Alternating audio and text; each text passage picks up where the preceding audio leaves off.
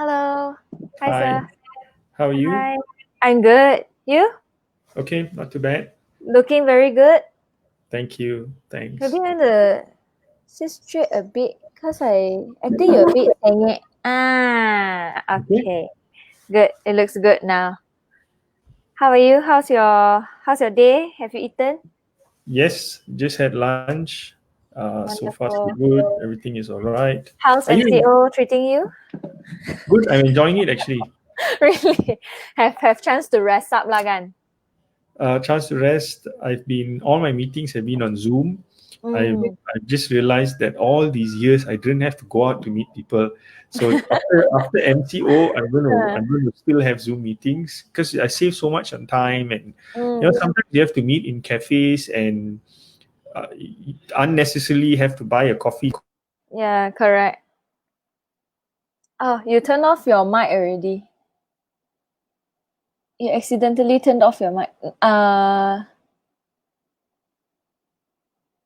You have to unmute your mic. Can't unmute mic there. Yeah. Okay. Can you hear me? Is it Can. okay? Now can. Now okay. So you don't want to buy coffee anymore lah. Let's just continue on Zoom meetings. Zoom meeting. Right. I'm enjoying it. Yeah. Yeah. I also quite enjoy. I mean, like for youngsters like us, we always go out, find our social life, have to social every time, every week go out, spend money. But this time you just at home, then you learn new recipes. It depends on you. You want to take this as a good thing or a bad thing. It's actually like a self enhancement kind of MCO. You can learn something through this MCO. It depends whether you want to learn or you don't want to learn lah. I Absolutely. guess for most Yeah. young people. Mm. No, it's so true. That is. Yeah, I've for been living. parents as well. You live with your parents or on Oh your own? no, alone lah. I moved from Penang to KL. Oh, you're from Penang. Yeah, from Penang. Then we met before, remember? In PECC, if you remember. Yes, in with Michael Yo and Dr. Daniel, right? Yes, correct. I was afraid you don't remember me. No, I remember, but I don't recall. I thought you were coming from KL to the Penang.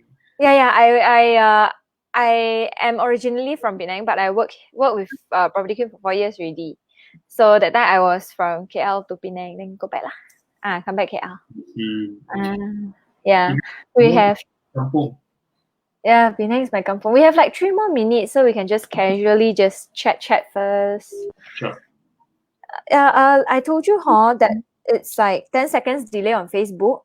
So if you are here with me, you can also check on your mobile that on Facebook it's a bit delay lah, a bit delayed, just a little bit. And All right. I'm just opening my Facebook because I will share the video on my page. yes, please share.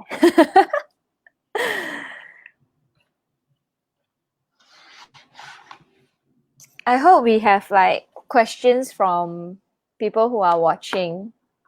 Mm-hmm. I do hope so. Hi, Mandy.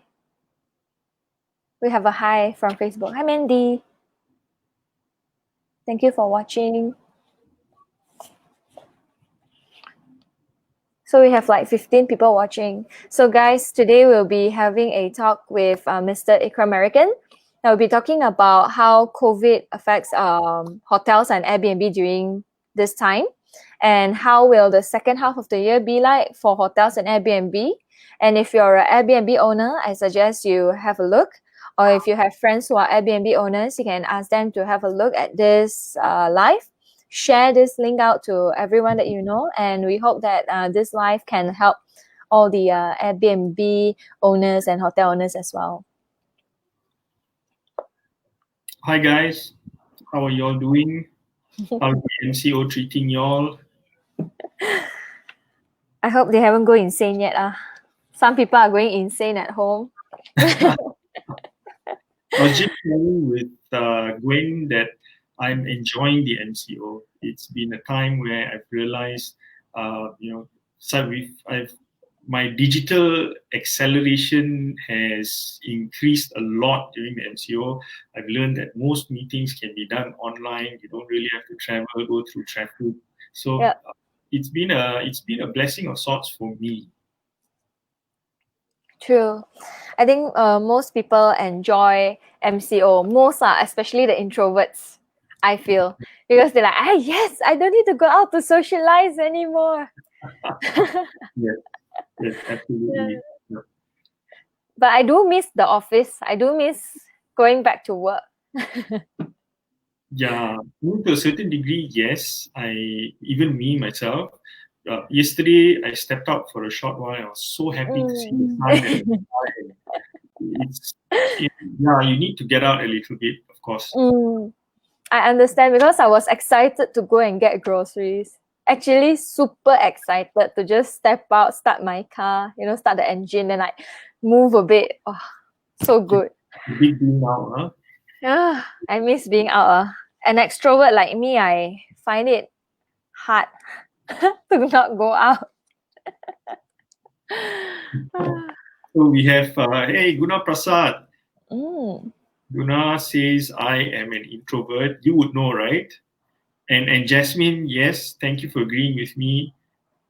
We, it's a lot. I've learned a lot about productivity during the MCO. True. Okay, so we are on time now, so we can start the interview. So I'll just let everyone know who Mr. Ikhram is. Mr. Ikhram Merican is a propreneur with multiple accolades and the co-founder of The Tribe, a community-based platform that provides personal development for entrepreneurs. Now, Mr. Ikhram also provides consultancy services for property projects, and he believes they are good investments. And he blogs through his thoughts and ideas at www.livingspace.com.my. So if you guys want to have a look at his thoughts and his ideas, you guys can go to his website, www.livingspace.com.my. I'll put up the link later on in the comments so you guys can go and have a look. Yeah. So Mr. Ikhram, so today we'll be talking about how COVID is actually affecting hotels and Airbnbs and the owners, and how we can, see through this and get through this together. So my first question for you today is how COVID-19 is affecting all these hotels and Airbnbs. Okay. I don't think it's a secret that the hardest hit industry in this whole COVID-19 episode is the tourism markets. Correct. So you're looking at airlines. Many airlines are going to go bankrupt. Then you've got the hotels, you've got the Airbnbs, you've got all these services that supported the tourism industry that are going to be heavily hit. And just to give you some insight on how badly they're going to be hit, according to the United Nations World Tourism Organization, they expect the tourism market for 2020 to contract by 20 to 30%. So let's put that in perspective. In the last 10 years, until 2018, for 10 years, our cumulative average growth rate in tourism was about just over 6%. So every year you've got this 6% growth rate, right? And that growth rate was so good that you had budget hotels, Airbnbs mushrooming.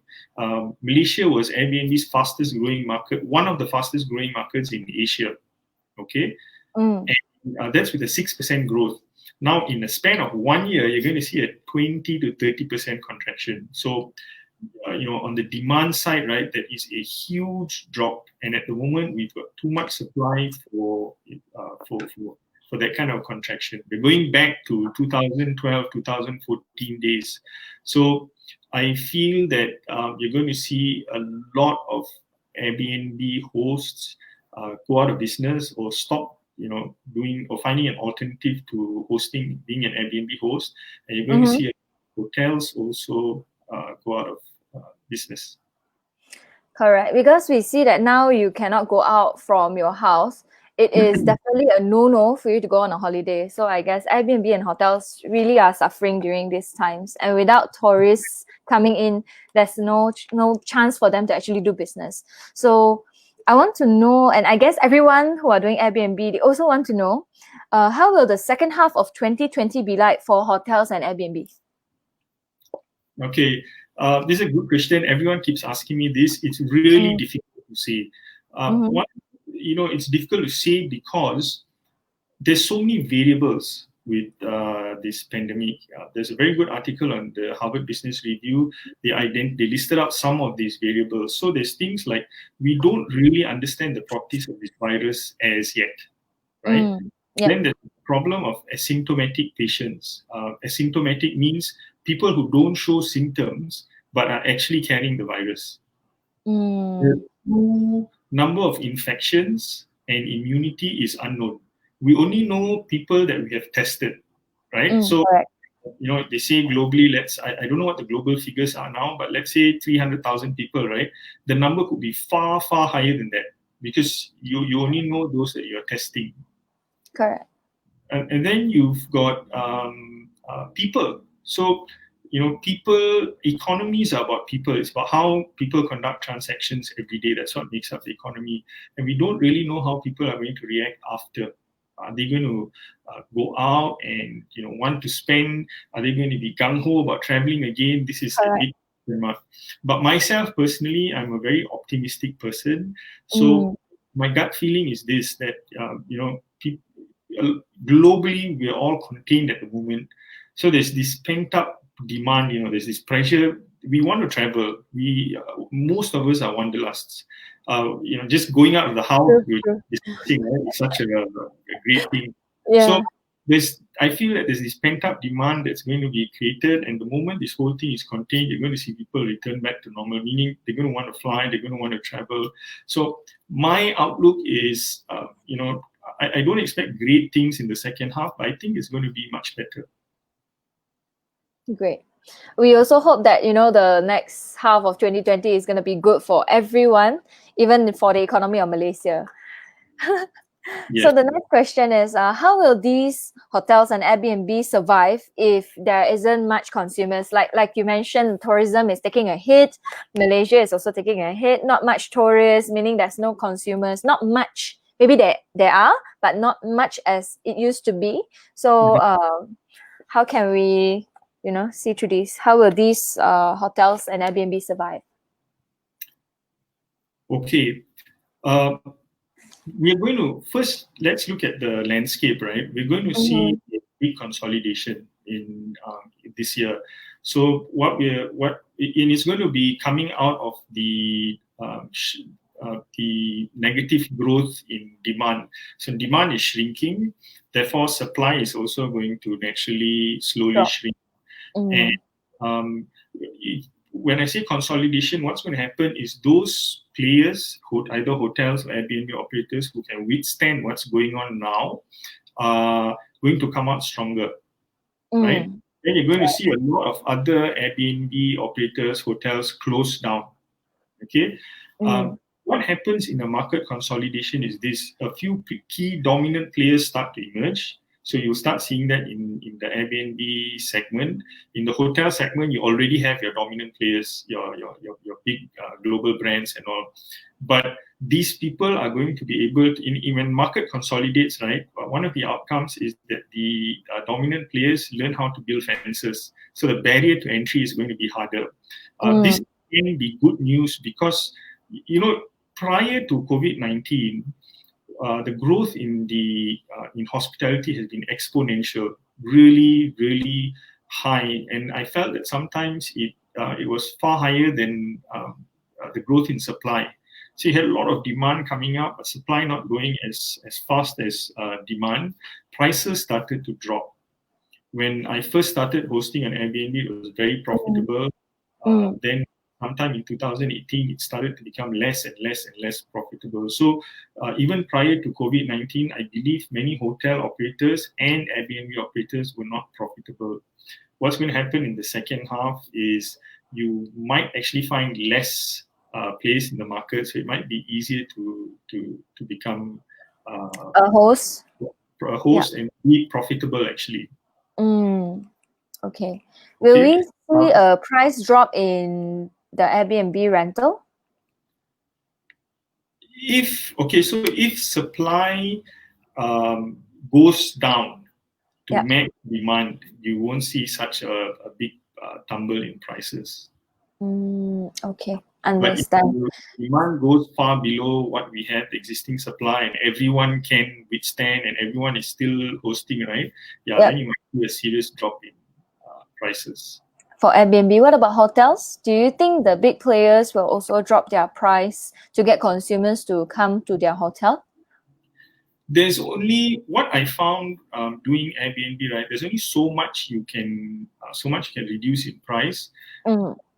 You see, once you stop becoming profitable, right? So let's say your at 150 ringgit a night, this is where you are profitable, okay? And then at 120 ringgit a night, you are not profitable anymore, you're breaking even.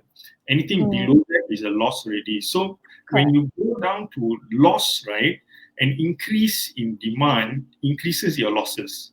So it becomes Mm. it's there's no point in going any lower. So there's a bottom line for everyone, even for the five-star hotels. There's only so much they can reduce. Beyond that, it's about increasing demand, innovating, trying to find Mm. sources of revenue. Looking at how you can improve on your marketing and stuff like that. Just basically bringing in more demand. Understand. Okay. So what can hotel and Airbnb owners do to help their business after MCO? Okay, there are four things Mm. that they can do. The first is immediately after the MCO. I think it would be ideal if everyone in the industry got together and collectively decided to agree to market a Buy Malaysian First campaign. So promote to be you're not going to get global travelers in the near future. This lockdown, right, is going in Correct. different countries. So some countries are just going into lockdown. We might be finishing a lockdown. So don't expect global travel to take place that fast. But as soon as the Mm. MCO is lifted, you can really leverage on local demand. So Mm. push market to local consumers. If the hotel associations and Airbnb can also chip in to create a nice Buy Malaysia First or Travel in Malaysia campaign, that would be great. Go after local consumption. The Mm. second thing is, as Malaysia starts to open its restrictions towards other countries, you might find that China, they say that the virus, they're slowly opening up their country, Yep. right? As it starts to get contained there, Malaysia might open up to China and Mm. Mm. gradually to other countries, okay? Mm. Whenever a country is people from a certain country are allowed to come in, target those countries. So do Mm. geo targeting. Vietnam, the infection rate is really low. I think they're going to come out of this fast. If travel is allowed between Vietnam and Malaysia, that's a really good market. Malaysia and China, that's a good market. So geo targeting, cater for them, personalize your services for these people. That's the second strategy that you can do. The Mm. third thing is cost cutting measures. So if you're a hotel, a budget hotel, or a hotel that's renting the building, okay, speak to your owner about a moratorium. For Airbnb operators as well, you can speak to owners, especially if you're renting or in a partnership with an owner, right? Speak to them about a 6-month discount on your rent. It is possible if owners have got a bank loan and they've got the 6-month moratorium. Mm. You Mm. break yourself nicely, you explain your position and situation properly to them, you can get major discounts. So this is one way to really reduce your costs.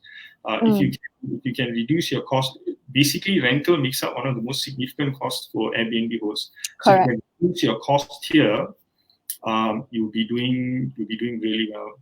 And then the fourth thing that you can do is scale down. So remember I said that you need to bring supply down to match demand. Otherwise Correct. prices will come tumbling down, right? Correct. You're not going to get travelers like before coming in anymore. So the numbers are going to be a lot smaller, and you're focusing on the local market, which means you need to scale down your operations. And how do you do this? Mm. Budget hotel, let's say you have 60 rooms over 5 floors, shut down 3 floors, offer 20 rooms. So you don't have to turn on the aircon on 3 Correct. floors. You don't have So to you provide. save on aircon, save on electricity bill, save on some resources. You can cut down your staff count as well. So you become very lean, make your operations very lean. Airbnb hosts, let's say you've got the big operators, right? If you've got 50 apartments and you're renting it all from owners, if you're able to negotiate with 20 owners to give you a 6-month discount, you can discard the other units that you've been holding and scale your operations down a lot and try and meet the current supply levels. Okay, so we have some questions on Facebook. So we'll go through one, but we have two. So we go with Mr. Guna Prasad first. He says, this question is for Mr. Ikhram. Should Airbnb owners look at selling their properties then, since they may not be able to profit any longer? Okay, so it's going to be a buyer's market. Okay. That means it is advantage to the buyers. In this situation, I wouldn't say it's the best time to be selling.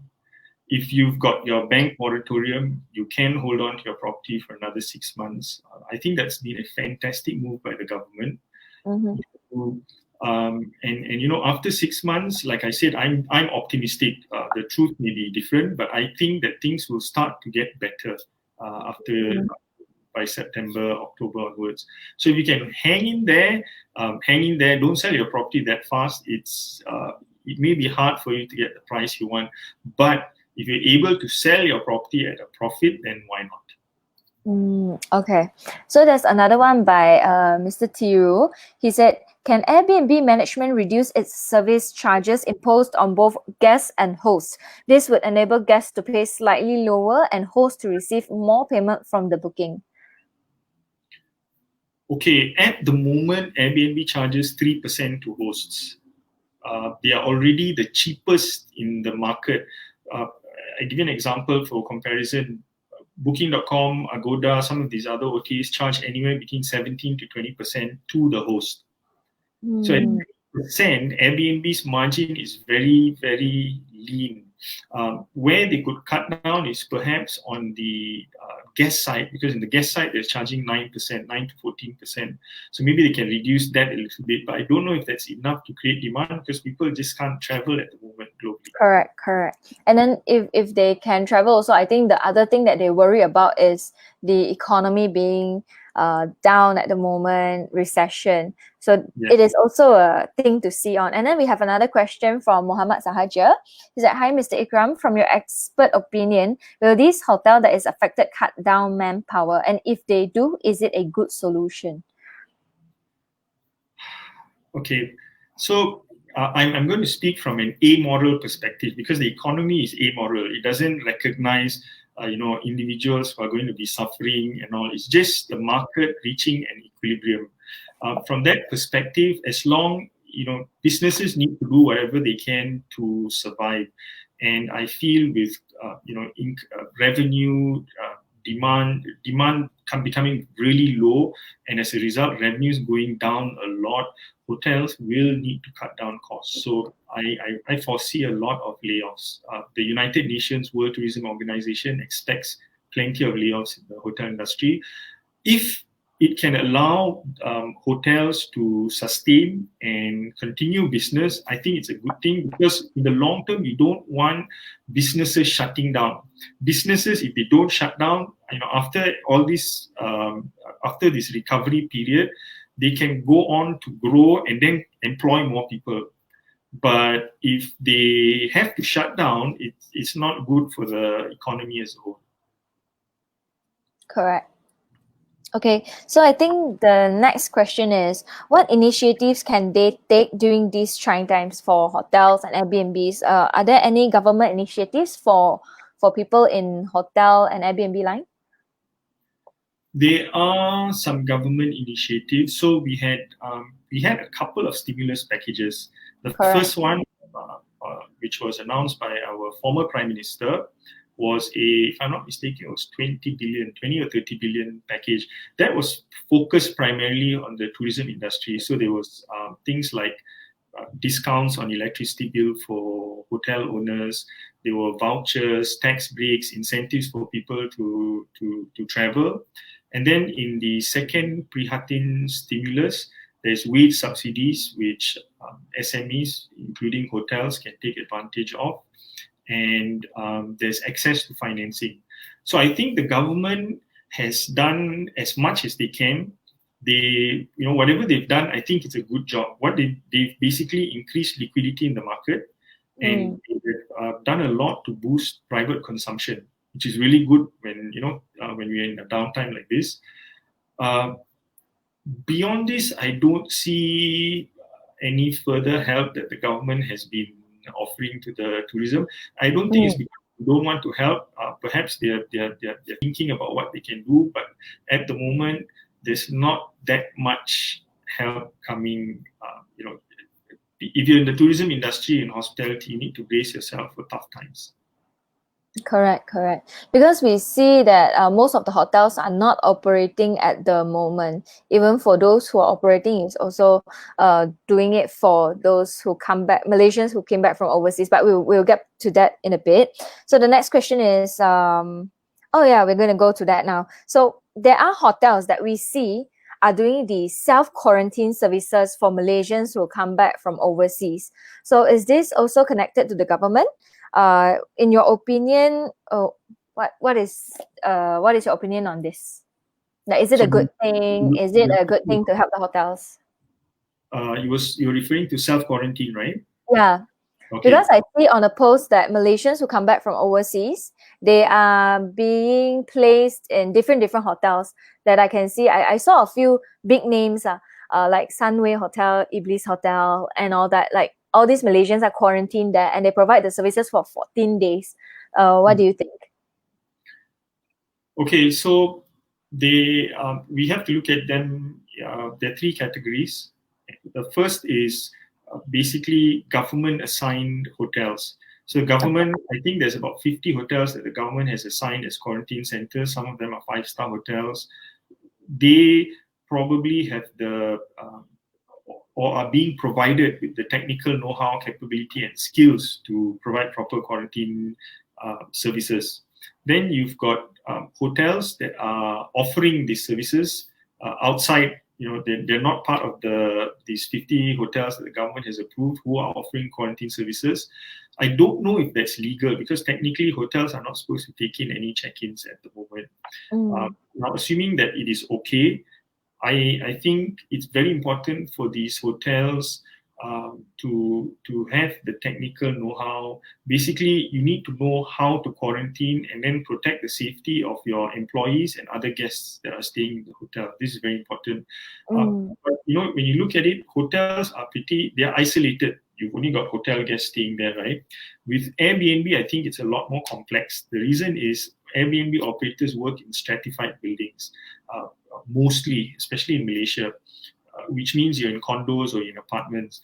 I don't believe most Airbnb hosts have the technical capability or skill or know-how on preparing your apartment for quarantine, right? And because you don't have that know-how, other residents are at potential risk.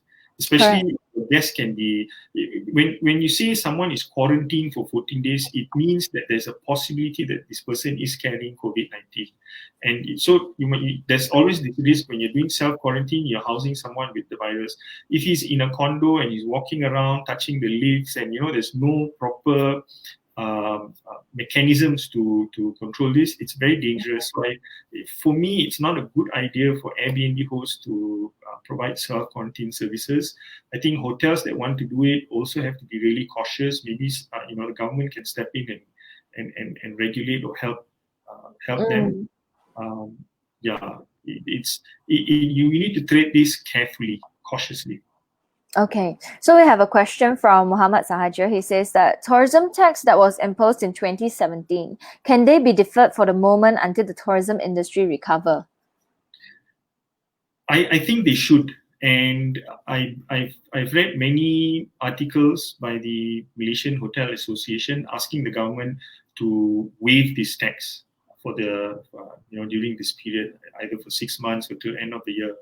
But to date, there's been no indication that the government is going to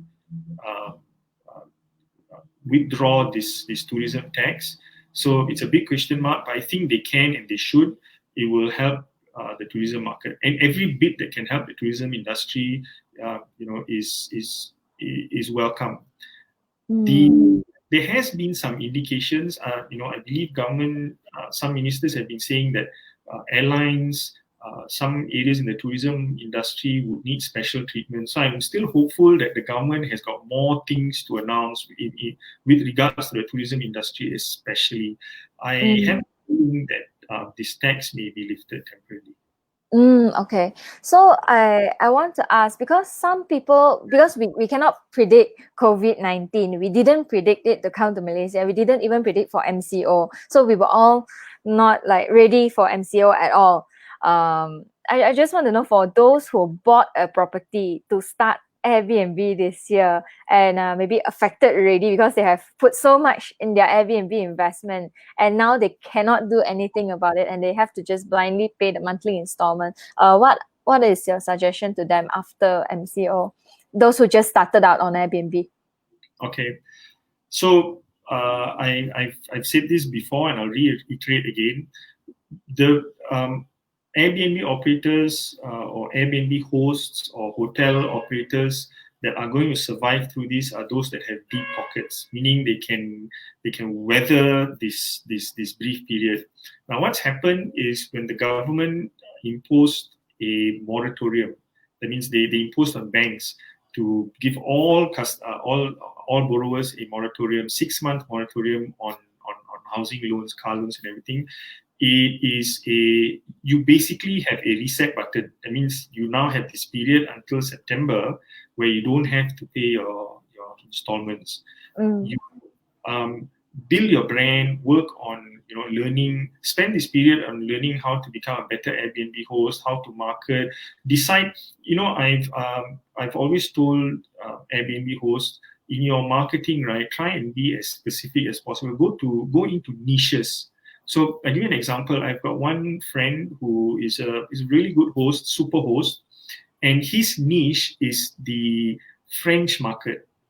So while everybody was fighting and trying to get every tourist and traveler they can and cutting their prices, he just focused on the French market. One of the reasons why he could do this was he speaks French. He's a Malaysian, but he lived in France, so he can speak French, and he understands the French psyche. Travelers coming from France, what they want, what they enjoy doing. He's made it very clear on his Airbnb listing, right? I speak French. I know how to, I know what you guys like. So it's very French friendly. And most tourists who are coming to Malaysia and want to stay in Kuala Lumpur inevitably find his listing. And other French people talk about it, right? So his occupancy was pretty decent. When people were having low occupancies and all, his occupancy is stable because he focused on a niche. So use time to develop your niche. Find out what market you can focus on. Everyone was focusing on the China market because it's a huge market. But there's so many other little countries that you can focus on that can keep you occupied or keep your occupancy rate very high for the rest of the year. You need to focus on those.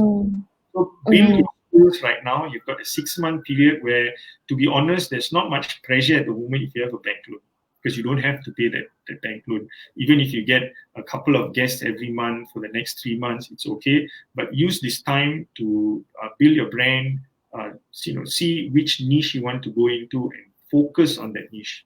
Do you think digital marketing now is the best way to go and help to promote your Airbnb and your hotel? Yes. So that after MCO, you guys can straight away go into it. What do you think? Yes, I think digital marketing is good, but a lot of people forget that, if you look at Airbnb, right, the repeat guests are very little. The reason is a lot of hosts, they don't focus on repeat business.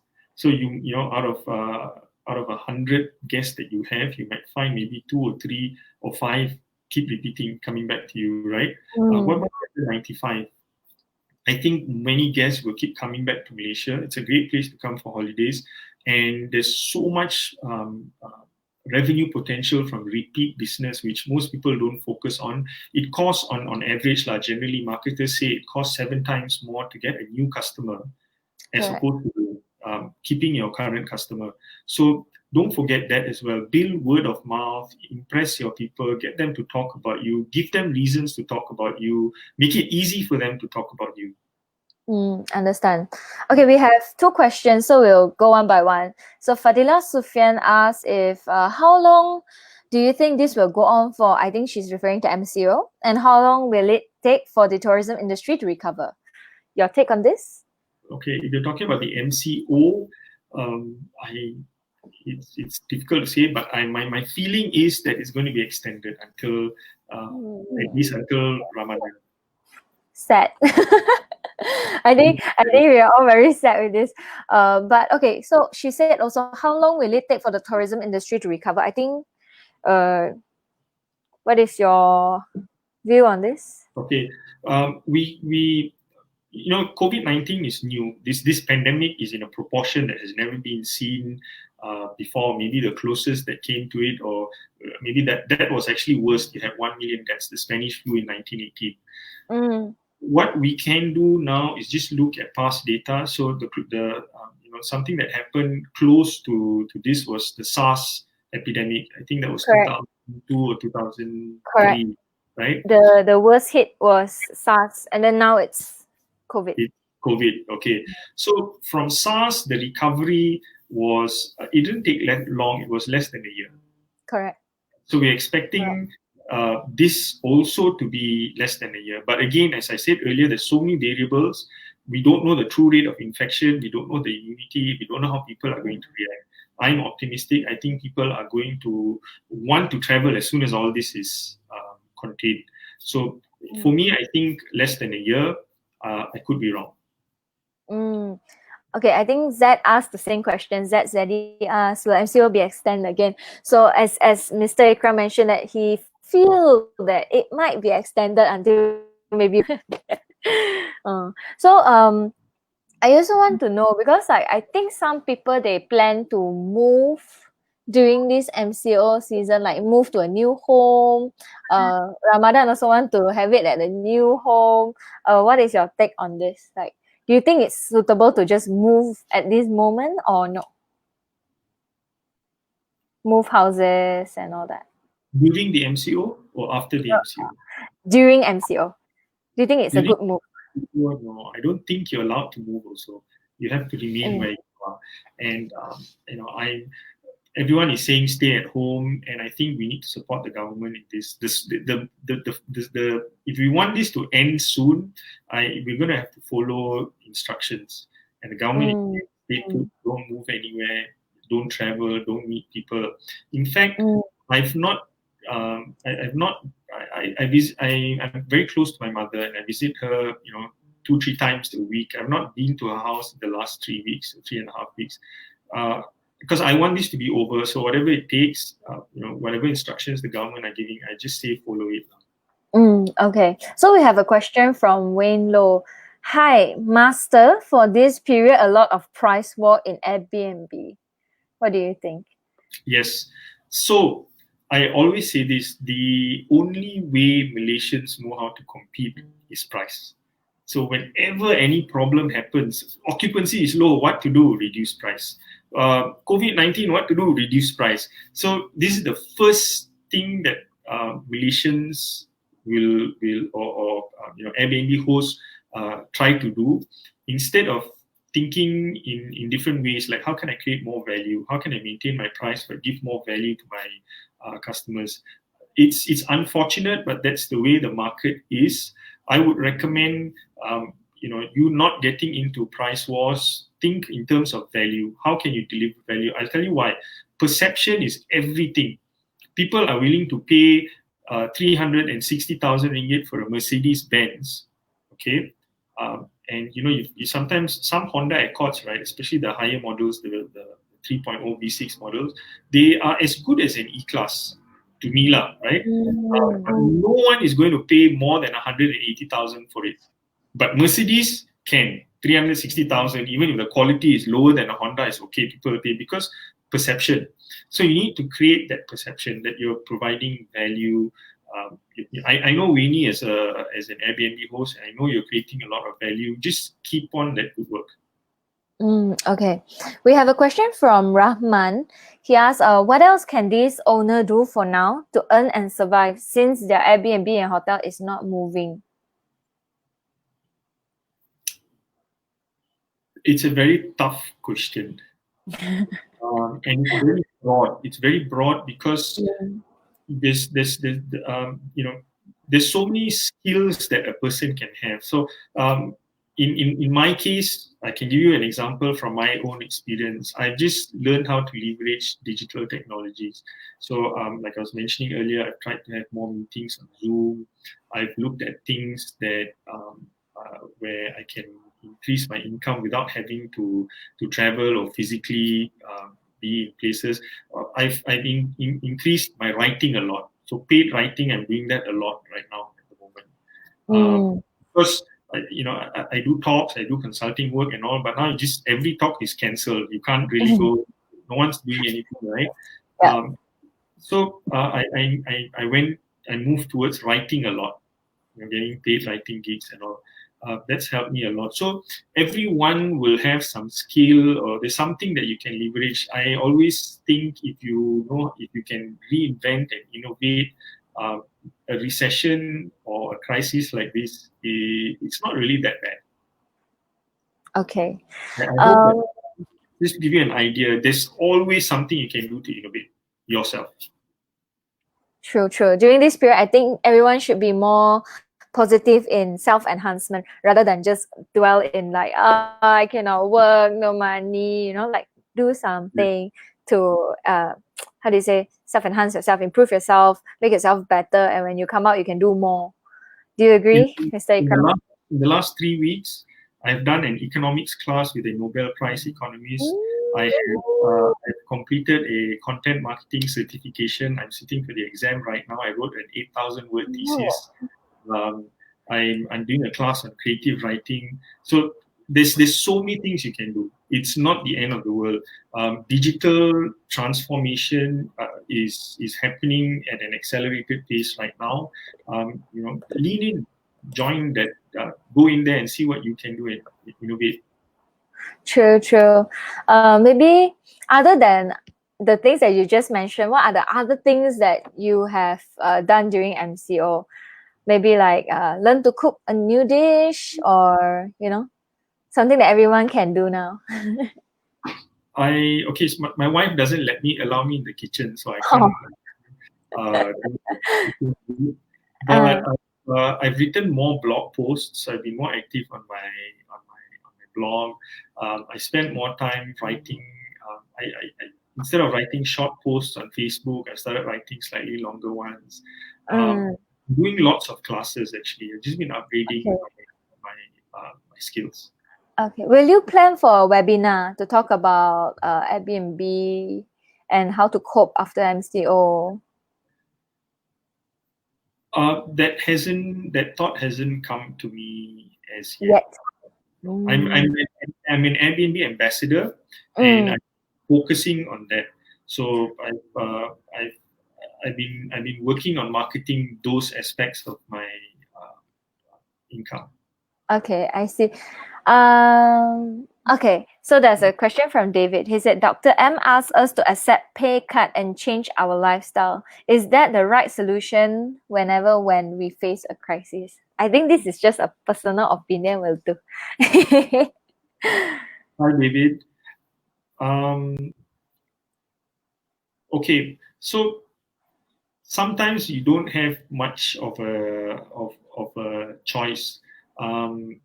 If you're working for someone, in my line of work also, a lot of my clients have told me that, hey, we're not going to be doing so much work in April.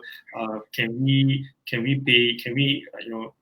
pay you later, in the month, or can we stop some of the work that you've been doing for us? And I have to accept it. There's no choice. So you can either grudge, be upset or angry, or you can accept and move on. I think accepting and moving on is a far better solution.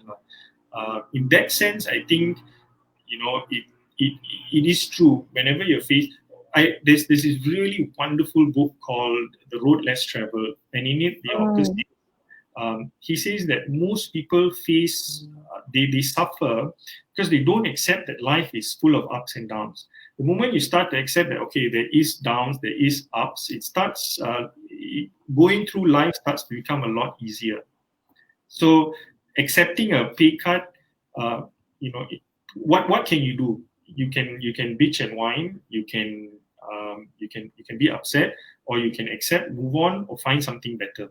I think Mm, the latter is much better. Accept, move on, or find something better instead of being angry and upset.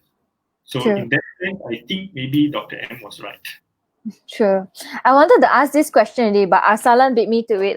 So his question is, how can we get so handsome like you? How So do we maintain to look good and have a healthy looking physique like yourself? Arsalan, I started working out more during this MCO. So what I do is every morning there's tons of videos on YouTube. I just play one. There's one I like myself, 30-minute HIIT cardio or 30-minute body workout. And I just do it, and it's really good. It's giving me good energy levels and allowing me to keep fit, because I noticed that I've been starting to eat a lot more during the MCO. Correct. Whenever we can have the time to snack, we snack because we're Mm. at home. So And also, by the way, did you try Farhan, you Tabata? do that yourself. You, you don't have I to worry. did you try Tabata? No, I've not. A lot of people have been telling me about it. I haven't tried it, but I think I want to give it a go. Please try. I die at the third set, but they suggest you to do 6 sets of Tabata. Like Mhm. I die lah on the third set. So but I continue, I persevere. I think you should try. I think you have very good stamina. Because from your healthy look, I think you have very good stamina. I think you should try. Okay, I'm going to try it. I Mm. must, another thing that you can do if you want to look good, buy an apple. The camera is really good. Buy an apple. Okay, understood. Got it. Buy an apple. So, sir, before we close our live for today, is there anything else you would like to share? Your last take from this, like anyone can take away from today's live session. Okay, let's go to practical things that you can do immediately. Okay, the first thing that Mm, you should do is go speak. If you're, I know most Airbnb hosts are renting. That means you're renting it from owners, right? Go speak to your owners and ask for a moratorium or a major discount, something to get you through. The sooner you mm, do this, the better. A lot of people are putting it off, holding off. Remember, it's how you communicate and how you're going to talk to your owners. People are rational, and I think if you have got if your request is rational and you explain it well, you articulate yourself properly, you would be able to get it. So go and do this so that you don't have to freak out for the next 4 or 5 months on how you're going to pay rent. mm, For if you're an Airbnb host who owns the property and you have a bank moratorium, great. Now you are you've got a short break. If you all are large-sized operators, scale down. Don't if you have 200 apartments, 100 apartments, I think it's a good time to scale down. I mean, it's only temporary. Scale down now, become lean, make the existing increase occupancy for those little units that you have, and when things get better, scale up again. So that's mm, what you can immediately do. The other thing is, I saw this cartoon, this mm. a drawing, right? It was really nice, and it's so apt. This guy is talking to a duck, okay, and he's Okay. telling the duck, "Oh, everything is so uncertain now. We don't know what's going to happen next month, right?" So the duck says, "But hasn't life always been uncertain?" Which is true. You Mm, really, COVID-19 or no COVID-19, you don't know what's going to happen next week. Then he says, but there's things are becoming more dangerous. And then the duck says, but life always dangerous. You cross the road, got danger. You do this, got danger. You do business, there's risk. So the moral of the story, he keeps asking lots of questions, but the moral of the story is, with or without COVID-19, there's no certainty with the future. You're always going to have economic cycles, ups and downs, right? Um, Life is always going to be dangerous. Life is always going to be tough. It's what you make use, or it's how you react to these different situations. So don't worry so much. Again, I say I'm optimistic. I think things will get better in the second half. Okay. So, like you mentioned, you wrote a lot of paid gigs and your articles are out there. So, other than your website at www.livingspace.com.my, where else can we find your articles and where else can we see your work? I write for Property Queen, so you can go and check out Property Queen. I don't know if my articles get published online, but on your printed magazines, I've got articles. I write a lot for iProperty. At the moment, I can think of these two. Then, of course, there are other blogs that I don't want to name now because some of it I'm ghostwriting. Ghostwriting. Okay, okay. Do you want to promote your Facebook page or your blog? Yes, follow me on my Facebook page. It's Ikhram Merican Official. Merican is spelled Merican. So it's Ikhram Ikhram, Merican Merican. I think you can see my name on Yes. the screen. Yes. Official. So facebook.com.my/Ikhram Merican Official. My blog, livingspace.com.my. Gives a lot of insights. I spend a lot of time on my articles, so they're all very long pieces. I put a lot of time researching them. Very contrarian ideas. I've got a podcast that is hosted by Astros Shock. You can also find it on my website, and then from there there's the link to go to Shock. I think if we want to learn more, we can follow Mr. Ikhram on the social sites that he has mentioned.